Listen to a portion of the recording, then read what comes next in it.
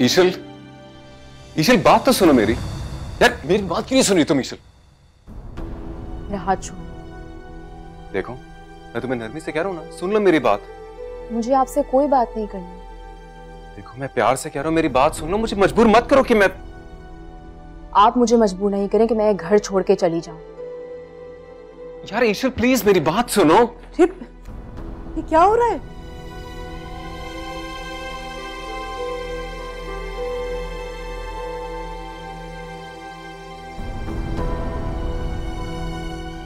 Chavez, Michel, ये क्या हो रहा था? और शावेज ने तुम पे हाथ उठाया? नहीं नहीं पप्पू। बेटा मुझे बताओ कि आखिर बात क्या है? आप बैठे, मैं आपको सारी बात समझाती हूँ। आए बैठे। बताओ मुझे क्या हुआ है? पप्पू कोई बड़ी बात नहीं है पप्पू। बात सिर्फ यह है कि मुझे इस कमरे में वहशत होती है, मुझे इस कमरे में नींद नहीं आती। मैंने बात शावेज को बोली तो वो नाराज हो गए।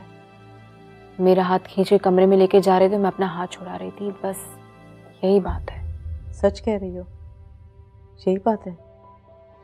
मैं आपसे झूठ क्यों बोलूंगी? अब चाहे तो शावेज से पूछ लें। तुम्हें उस कमरे में वहशत क्यों हो रही है? जिस कमरे में नींद नहीं आती, उस कमरे में अस्मा रही है। पता नहीं क्यों मुझे इस कमरे में घुटन होती है। मैं समझ गई। सच बताऊं, जब तक वो औरत इस घर में थी ना, मेरी भी यही कैफियत थी। मुझे भी घुटन महसूस होती थी।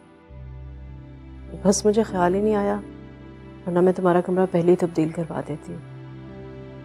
और शिल बेटा, मैंने शादी की पहली रात तुम्हें बाहर सोते हुए देखा था, और अगर तुम मुझे पहले बता देती ना, तो मैं जब भी तुम्हारा कमरा चेंज करा देती। अब बस मेरी हिम्मत नहीं हुई। हिम्मत नहीं हो रही थी? अरे बेटा, मैं कोई गैर थोड़ी हूँ, पुप्पो हूँ मैं तुम्हारी।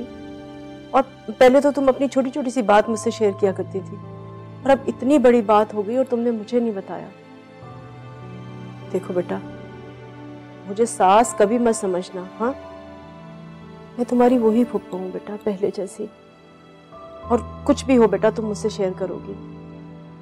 अब नहीं, आज मैं मैनेज कर लूंगी, कल देख लेंगे। मैं ऐसा करती हूँ कि मैं शावेज से बात करती हूँ। अरे नहीं पप्पू, असल में वो ये कह रहे थे कि वो उसी कमरे में कंफर्टेबल है, क्योंकि उनकी सारी चीज़ें वहाँ पर हैं, ऑफिस का सारा सामान है, तो वो सारी चीज़ें वहाँ पर उनके लिए ज़्यादा इजी हैं। आप टेंशन नहीं लें, मुझे ऐसी कोई प्रॉब्लम नहीं है। अरे प्रॉब्लम की बात तो है ना बेटा, और ये कोई तुक नहीं है कि मियाँ बीवी अलग अलग कमरों में सोएं। बात करती हूँ मैं उससे, समझाती हूँ मैं उसको।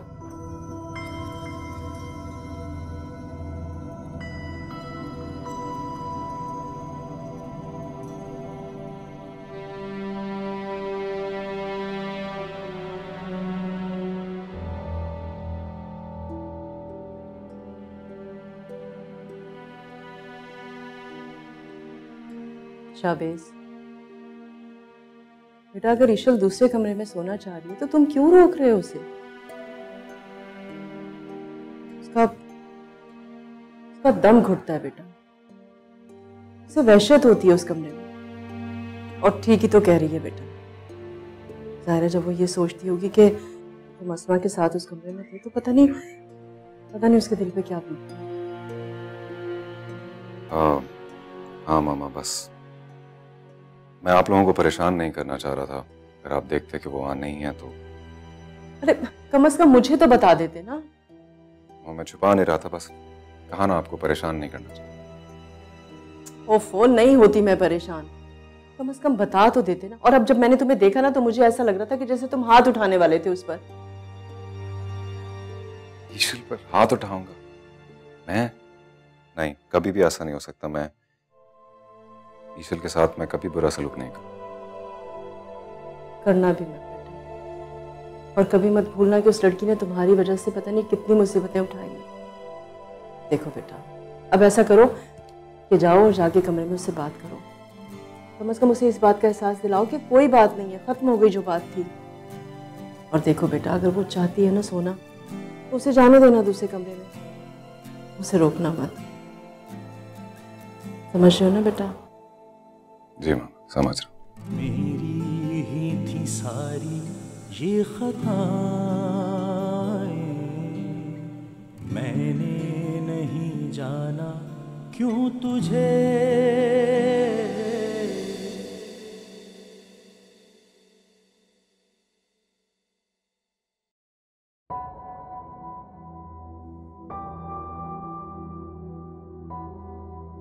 रहमान, हाँ, मुझे आपको कुछ बताना है। बोलो। मैंने ईशल को शादी की पहली रात ही लाउंज में सोते हुए देखा था, और मैं सोच रही थी कि शायद इसकी वजह शावेज का अस्मा को तलाक ना देना है, मगर नहीं रहमान, इसकी वजह वो कमरा था। अब देखे ना, मैं औरत हूं, मैं अच्छी तरह से समझ सकती हूँ इस बात को। वो कैसे उस रूम को शेयर कर सकती है जहां पे अस्मा रही हो? तो मैंने ये सोचा कि उसे दूसरे रूम में शिफ्ट करा देती हूँ। ठीक किया ना मैंने? हाँ, ठीक किया। लेकिन तलाक का मामला तो अपनी जगह पे वहीं का वहीं है।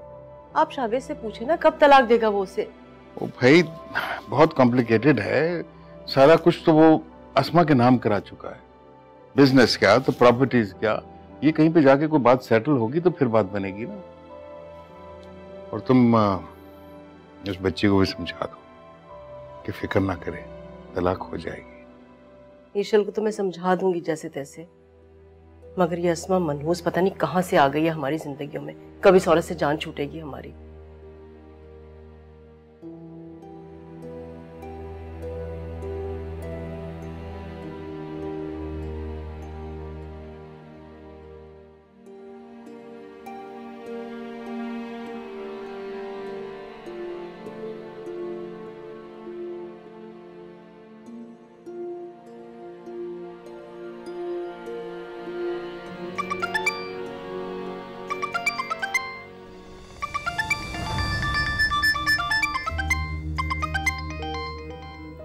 हारिस का फोन, कहीं ये पाकिस्तान तो नहीं आ गया? क्या करूं?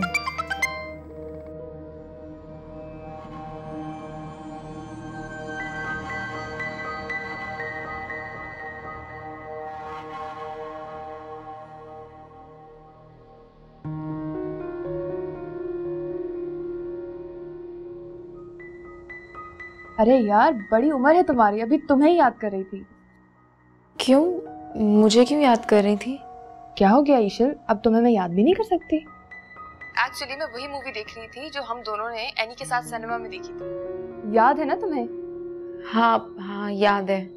अच्छा ये बताओ कैसी हो? और शावेज भाई कैसे? अभी तो तुम्हारे खूब चोंचले उठा रहे होंगे ना? हाँ, लेकिन मुझे बताओ कि तुमने मेरी शादी का किसी को बताया तो नहीं ना? एक तो यार मुझे ये बात समझ में नहीं आती कि तुम अपनी शादी को छुपाने के पीछे क्यों पड़ी हुई हो। ये कोई बात है छुपाने की? फाइजा, तुम मेरे हालात जानती तो हो। लोगों को पता लगेगा, तरह तरह की बातें करेंगे, मुझे अच्छा नहीं लगता, मुझे तकलीफ होती है। अच्छा मेरी एक बात सुनो, हारिस से बात हुई है तुम्हारी? उसे कुछ बताया तो नहीं तुमने? हाँ बात हुई थी उससे, लेकिन इससे रिलेटेड कोई बात नहीं है हमारी। जब तुमने मना किया था हारिस को बताने के लिए तो मैं क्यों बताऊंगी उसे? अच्छा, पाकिस्तान कब आ रहा है वो? कह रहा था बहुत काम है, वापसी का कुछ पता नहीं है उसकी। खैर छोड़ो इन सब बातों को, ये बताओ मेरे घर कब आ रही है? फाइजा फिलहाल तो मैं नहीं आ सकती, तुम चक्कर लगा लो कभी। यार हमेशा मैं ही आती हूँ। चलो इस बार भी मैं ही आ जाऊंगी, और इसी बहाने आंटी और शाविज भाई से भी मुलाकात हो जाएगी, और ये भी देख लूंगी कि तुम उनके सामने शर्माती कैसे हो। जी नहीं, ना मैं पहले शाविज के सामने कभी शर्माती थी और ना अब शर्माती हूँ। तुम अपनी मूवी एंजॉय करो, बाय। ओके चलो, खुदा हाफिज, अपना ख्याल रखना।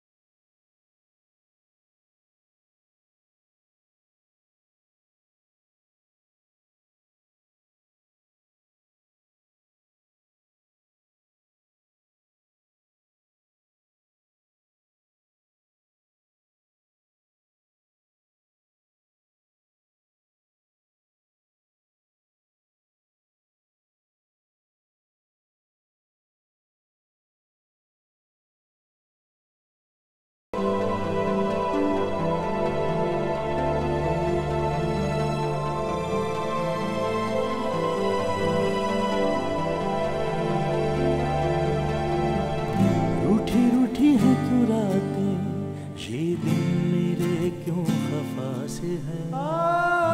तेरे मेरे सारे रास्ते मिलके भी ये क्यों जुदा से हैं। मेरा इश्क यही था, तू ही दूर कहीं था, तूने जाना ही नहीं था मेरा दर्द बेखबर।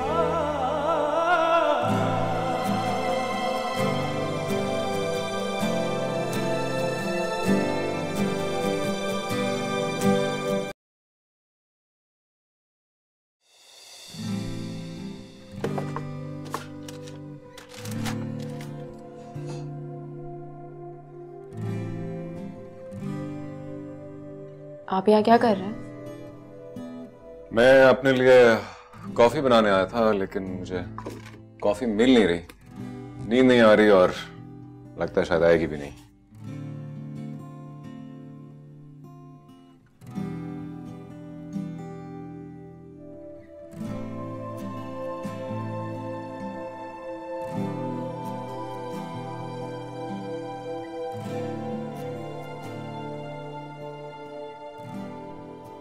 मैं कॉफी बना देती हूँ। नहीं, तुम क्यों बनाओगी? तुमने अगर मुझसे कोई ताल्लुक नहीं रखना तो मैं तुमसे खिदमत क्यों करवाऊंगा? इसमें खिदमत की क्या बात है? मैं अपने लिए बना रही हूँ, मैं आपके लिए बना दूंगी। क्यों, तुम्हें भी नींद नहीं आ रही क्या? जी नहीं, मुझे किताब पढ़नी थी।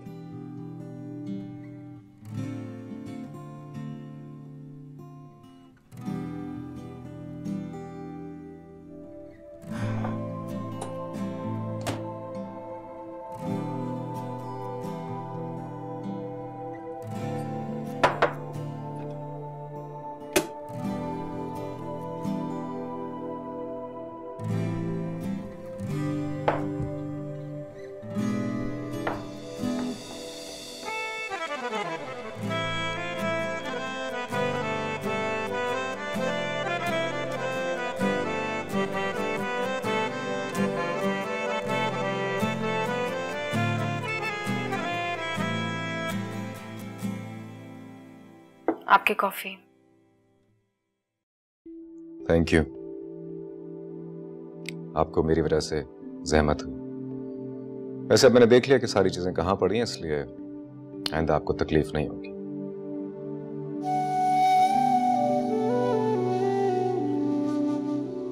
मुझे कोई भी काम करने में तकलीफ नहीं होती। जितनी तकलीफें मैं अब तक उठा चुकी हूँ उसके सामने तो ये कुछ भी नहीं।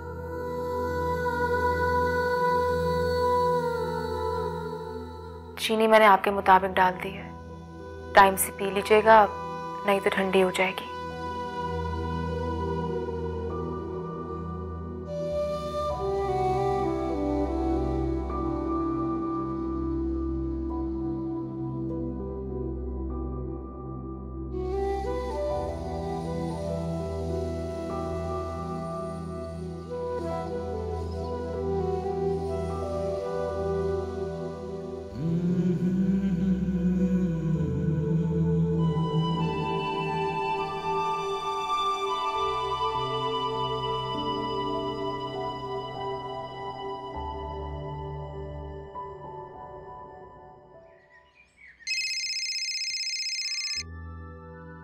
हेलो।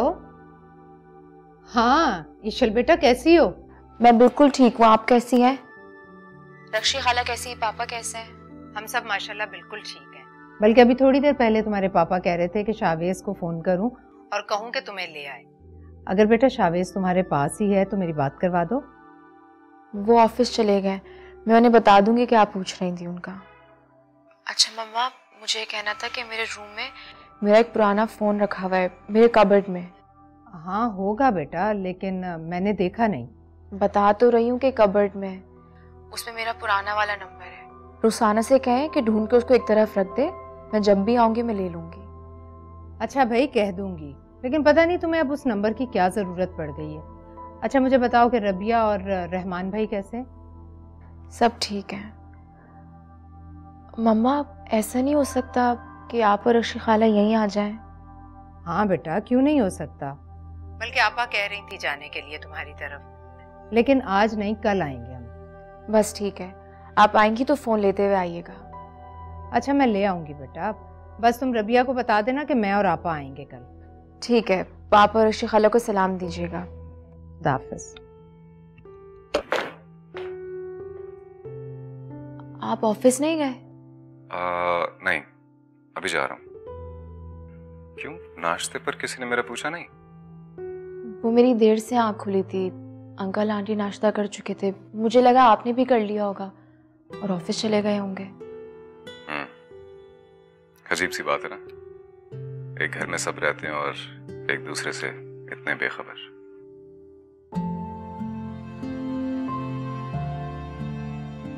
मैं नाश्ता बना दूं? नहीं थैंक यू, मैं ऑफिस पहुंच के कुछ ऑर्डर कर लूंगा।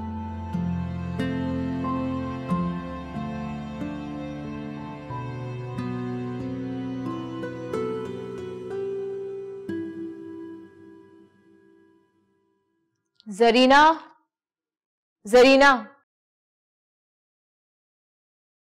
मेरा जो सारा सामान है मेरे कमरे से निकाल के सामने वाले कमरे में शिफ्ट कर दो, ठीक है? क्यों बाजी? मेरा शावेद से झगड़ा हो गया। आपका शावेद साहब से झगड़ा हो गया है? ऐसा तो नहीं कहें बीबी जी, वो तो बहुत अच्छे हैं, आपसे इतना प्यार करते हैं। बल्कि आसिया तो ये बता रही थी कि छोटे साहब तो अस्मा बीबी से प्यार से बात तक नहीं करते थे। तो क्या रोज झगड़े होते थे? बहुत बदतमीज औरत थी वो। वैसे सच बताएं बाजी, क्या आपका वाकई छोटे साहब से झगड़ा हुआ है? अरे नहीं भाई, मजाक कर रही थी। मेरा बस उस कमरे में दिल नहीं लगता। तुम जल्दी से अपना सारा काम खत्म करो, फिर मेरा सारा सामान शिफ्ट कर देना। जी ठीक।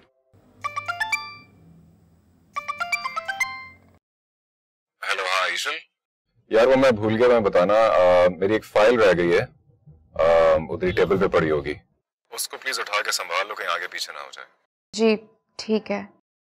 वो मुझे आपसे कुछ कहना था। हाँ बताओ, क्या बात है? मुझे बस कहना था कि मम्मा के घर जाना था। अच्छा ठीक है।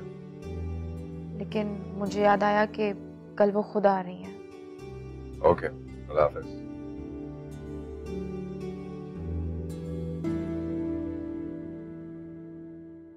हमें तो समझ में नहीं आ रहा है।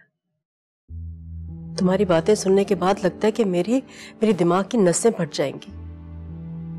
किस किस्म की बातें बता रहे हो तुम मुझे? मैं तुम्हारी बात का यकीन करूं या कि ईशल की बात का? मामा, आपको लगता है मैं आपसे झूठ बोल सकता हूँ? हाँ, पहले आपसे बात छुपाई, लेकिन वो सिर्फ इसलिए ताकि आप दोनों को दुख ना हो। आज आपने जिद की तो मैंने आपको बता दिया, वरना तो मैंने आपको बताना भी नहीं था। अभी तक मुझे यकीन नहीं आ रहा कि ऐसा हो सकता है। आखिर ईशल चाहती क्या है बेटा? ये तो मैं भी नहीं जानता, लेकिन वो ये जरूर चाहती है कि मेरे और उसके बीच में जो टेंशन्स चल रही हैं उसके बारे में किसी और को पता ना लगे। इतनी क्लोज है मुझसे, हर बात शेयर करती है। मैं सोच भी नहीं सकती थी कि मुझसे गलत बयानी करेगी, मुझसे छुपाएगी वो बात। अच्छा मामा प्लीज, अब आप उससे कुछ मत कहिएगा। मगर जिंदगी है बेटा, इतनी बड़ी जिंदगी कैसे गुजरेगी इस तरह से? ये तो मुझे यकीन है कि इस तरह नहीं गुजर सकेगी, लेकिन इंशाल्लाह ठीक हो जाएगा सब। बस उसे भी थोड़ा वक्त चाहिए और मुझे भी। अब देखे तो सही वो किस किस्म के प्रेशर्स में से गुजरी है, और मेरे ऊपर भी कम इम्तिहान नहीं रहे। बस इंशाल्लाह कुछ वक्त लगेगा, लेकिन आपने मुझे प्रॉमिस करना है, आपने उसे कुछ नहीं कहना। ठीक है बेटा, लेकिन मुझे अपने... नहीं मामा प्लीज, मुझे पता है ना आपका इमोशनल हो जाती हैं। अरे बेटा, मुझे अपने तौर से बात करने। मेरी कसम खाएं आप, कोई बात नहीं करेगी। अच्छा ठीक है, कसम वसम नहीं खा रही, नहीं करूंगी बात बस। थैंक यू मामा। बस मैं सिर्फ ये चाहता हूँ कि अब मेरी तरफ से आपको किसी किस्म की कोई परेशानी ना हो और सब खुश रहें। तुम कहीं जा रहे थे बेटा? जी, वो आरिफ का फोन आया था, उसके पास है। ठीक है बेटा, मगर रात के खाने से पहले वापस आ जाना। ओके।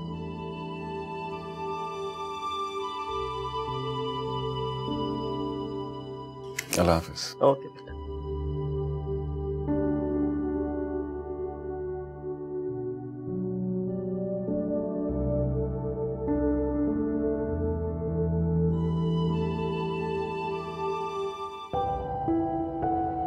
मैं तुम्हारे मसले का एक ही हल निकला है मेरे पास। वाकई कोई हल है तुम्हारे पास? हाँ, लेकिन उसके लिए तुम्हें थोड़ी सी तकलीफ उठाना पड़ेगी।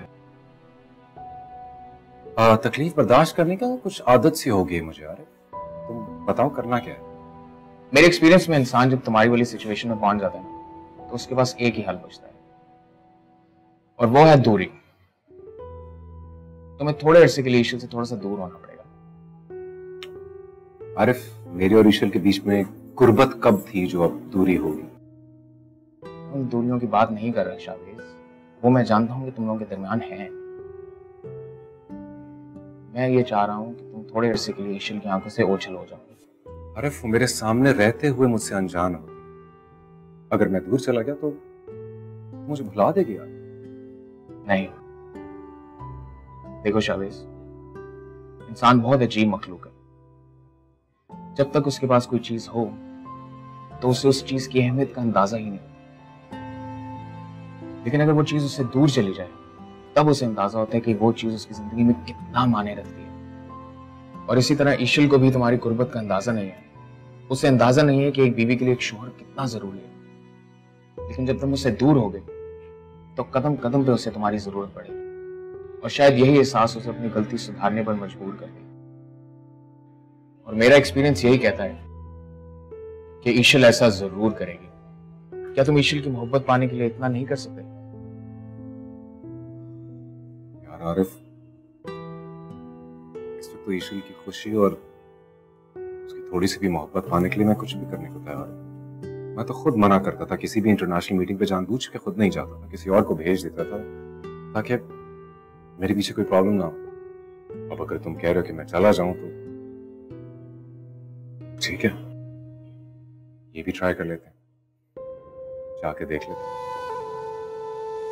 क्योंकि इस वक्त मैं वाकई ईशल की खुशी के लिए कुछ भी करूं।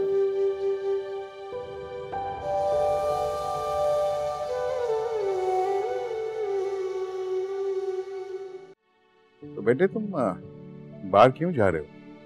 पापा दुबई जाने का प्लान है, वहाँ कुछ मीटिंग्स है, तो मैंने सोचा उनको निपटाऊं। इट्स बीन अ व्हाइल, कोई टूर नहीं लगा, इसलिए जाना पड़ रहा है। अच्छा, तुम कितने दिनों के लिए जा रहे हो बेटा? मामा, मेरे ख्याल से 10-15 दिन तो लग जाएंगे, शायद इससे ज्यादा भी। आज से पहले कभी तो इतने दिन नहीं लगाए तुमने? जी बाबा, लेकिन बहुत अरसे से ऑफिस का बहुत काम पेंडिंग है, तो मैंने सोचा इस दफा जा रहा हूँ तो सारे काम निपटा कर ही आऊँ। अब जाहिर बात है उसमें टाइम तो लगेगा। बेटा तुम ईशल को भी अपने साथ ले जाओ, शादी के बाद वैसे भी तुम लोग दोनों कहीं नहीं गए हो, अच्छा रहेगा ना, तुम्हारे साथ चली जाएगी। मामा, मैं वहाँ मीटिंग्स के लिए जा रहा हूँ, बिजी होऊंगा मैं, कहाँ ईशल को घुमाता फिराता रहूंगा, वो बेचारी होटल में बैठ के बोर होती रहेगी। नहीं, मेरा नहीं खाली पॉसिबल होगा। ईशल बेटा तुम बताओ, तुम जाना चाहती हो या नहीं? मुझे लगता है कि शावेज बिल्कुल ठीक कह रहे हैं। काम होगा, मीटिंग्स होंगी, मसरूफ होंगे, मैं किसी और वक्त चली जाऊंगी। अक्लमंद लड़की है। तुम ऐसा करो बेटा, तुम एक हफ्ता पहले चले जाओ, खूब ईशल को घुमा फिरा देना, फिर ये वापस आ जाएगी और तुम अपना काम कर लेना। नहीं अंकल, मुझे इस तरह ने अकेला छोड़ना सही नहीं लगेगा, हम बाद में चले जाएंगे। शावेज? हाँ बिल्कुल सही कह रही है, हम वापस मैं आके तो हम बाद में कोई प्रोग्राम बना लेंगे। ठीक है बेटा, हुआ चाय? हाँ।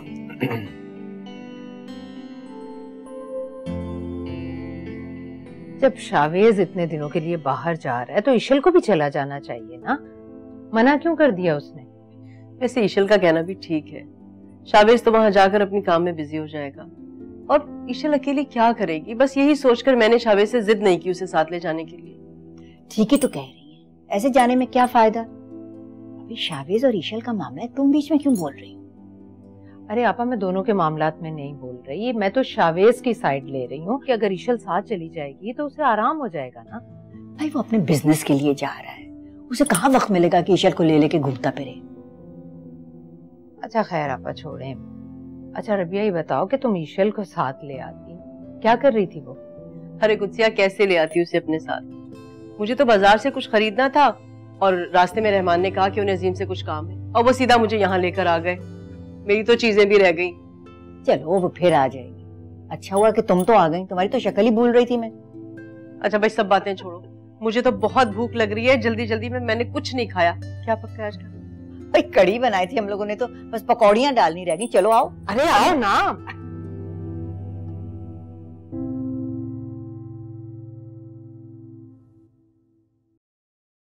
वो बाजी, जब छोटे साहब चले जाएंगे तो आपका दिल नहीं घबराएगा अकेले में? नहीं, अंकल हैं, पप्पू हैं, और अगर ज्यादा बोर हुई तो अम्मी अब्बू के घर चली जाऊंगी। इसमें दिल घबराने वाली कौन सी बात है? जरीना, मुझे याद आया कि मैंने काफी देर पहले आपको चाय का कहा था। मेरी चाय कहाँ है? ओ बाजी, तो मैं भूल ही गई काम में। अच्छा मैं अभी बना के लाती हूँ।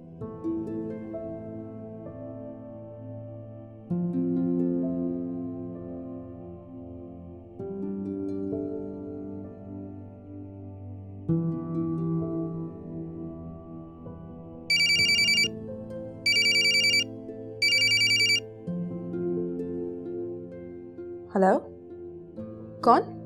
मैं हूँ ईशल।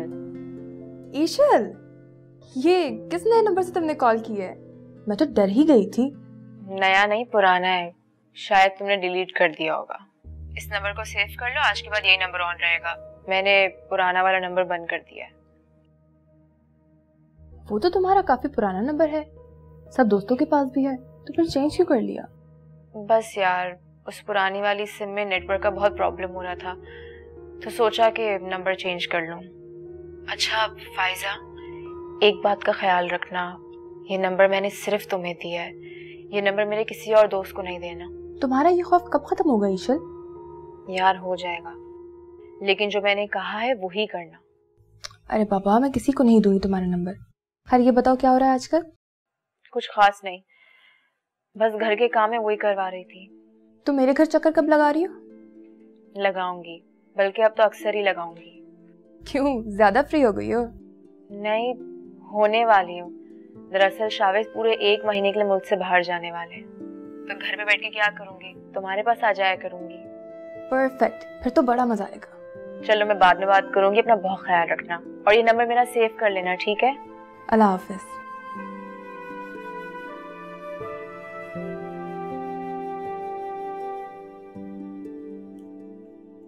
ईशल बेटा, सब पैकिंग हो गई? शावेज की सब चीजें रख ली तुमने? जी पप्पू, सारी पैकिंग हो चुकी है, मैंने सारा सामान रख दिया, बस थोड़ी सी और चीजें रखनी है। वैसे बेटा, मैं सोच रही थी कि अगर तुम भी उसके साथ चली जाती तो कितना अच्छा होता। और सारा दिन ऑफिस में काम करने के बाद तो उसने वापस होटल ही आना है ना। वो समझने की कोशिश करें, शावेज ने खुद मना किया है, और फिर मैं किसी और वक्त चली जाऊंगी उनके साथ। अच्छा ठीक है। अरे ये कुद्सी और रक्षी आपा कहाँ रह गई, क्यों नहीं पहुंची अभी तक? मैंने कॉल की है, बस रास्ते में। और जरा जरीना को भी देख लो, उसे मैंने कहा था कबाब बना ले, जरा प्लीज बेटा चेक कर लेना, देखना जरा। मैं देखती हूँ।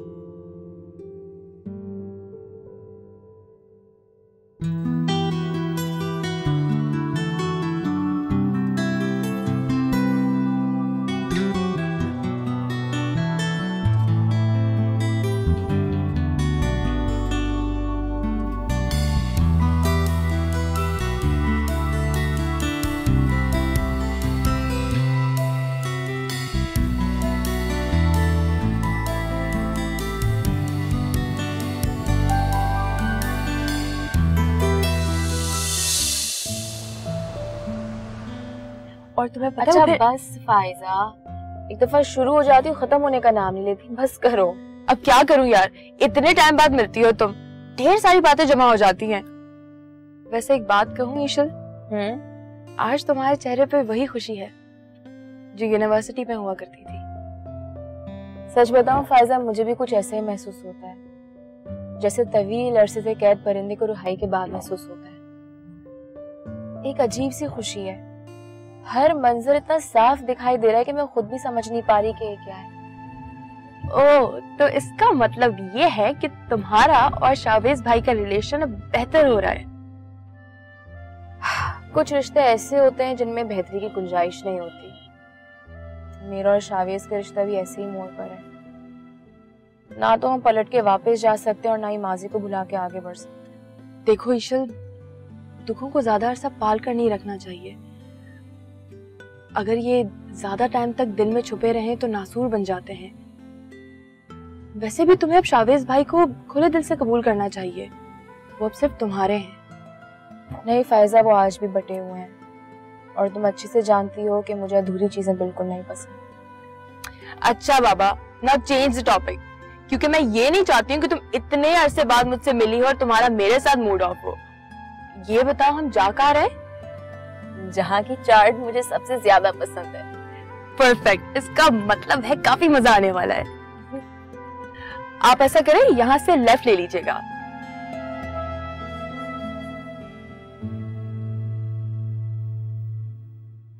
यार क्या कह रहे हो? अच्छा तो क्या आप घर से भी नहीं निकल पा रहे? अच्छा क्या हुआ? शावेज का फोन है, पता नहीं क्या खा लिया, उसको फूड पॉइजनिंग हो गई है, बिस्तर पर गिरा हुआ। मुझे दे, मैं बात करती हूँ। शावेज, अरे क्या हो गया बेटा? ऐसा क्या खा लिया था तुमने? अच्छा मुझे ये बताओ कि तुमने डॉक्टर को दिखाया? या अल्लाह, एक दिन हुआ तुम्हें गए हुए और क्या करूं, तुम वहां अकेले और हम लोग यहाँ हैं, भला कौन देखभाल करेगा तुम्हारी? बस मैं तो कहती हूँ बेटा प्लीज तुम वापस आ जाओ। अरे तबीयत ठीक नहीं होगी तो कैसे जाओगे तुम मीटिंग्स में? मुझे कुछ नहीं मालूम, थोड़ी थोड़ी देर बाद मुझे फोन करके बता जरूर देना, मैं परेशान हो गई हूँ बेटा, तुमने तो। अच्छा अच्छा ठीक है, खुदा हाफिज। या अल्लाह। पप्पो शावेज का फोन था, क्या कह रहे थे वो? क्या हुआ है उन्हें? अरे इतनी दूर जाकर बैठ गया, अगर यहाँ पर होता तो कम से कम देखभाल कर सकते थे ना हम। अब भला बताओ वहाँ अकेला है, कौन देखभाल करेगा उसकी? क्या करूं मैं? आप ऐसा कीजिए ना रहमान, प्लीज आप उसे दोबारा फोन करें और कहें कि फौरन वापस आए। भाई इस हालत में वो ट्रेवल कैसे करेगा? क्या बात कर रही हो तुम? तो फिर ठीक है, आप ईशल को भिजवा दें उसके पास। लेकिन शावेज ने कहा था कि इसको नहीं भेजना वहां। अरे अब उसने जो भी कहा हो, मैं उसे वहां अकेला इस तरह से नहीं छोड़ सकती। आप ईशल को भेजने का बंदोबस्त करें अभी फौरन।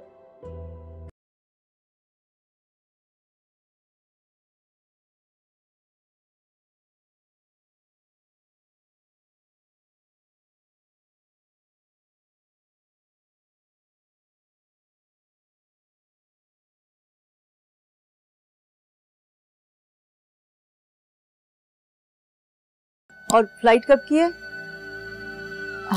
कल 10 बजे की। ओके